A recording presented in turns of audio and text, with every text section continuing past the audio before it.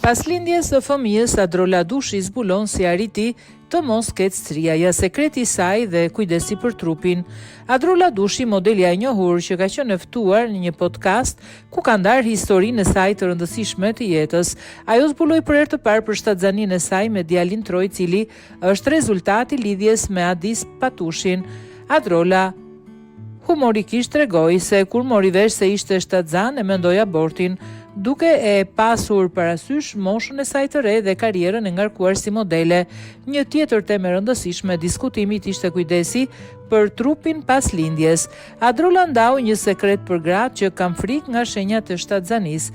Ajo tha se përdori një korset të gomuar për 2 muaj që në ditën e 3 pas lindjes për të parandaluar varjen e lëkurës dhe për të mbajtur trupin e saj në formë.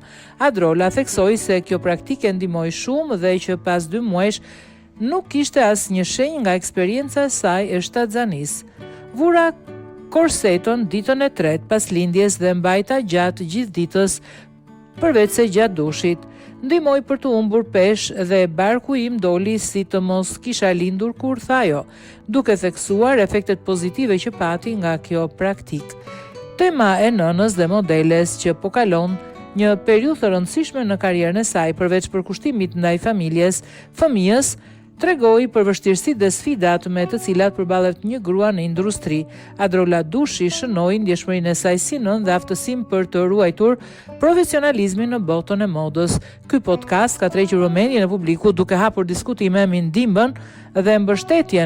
mbi ndihmën dhe mbështetjen për gratë që përballen me sfida të ngjashme pas lindjes, duke nënvizuar rëndësinë e komunikimit dhe ndarjes përvojave në një shoqëri gjithmonë dhe më të hapur. Adrola Dushi thotë se si grua mund përballet me pritshmëritë e shoqërisë dhe të ruajë identitetin e saj personal dhe profesional.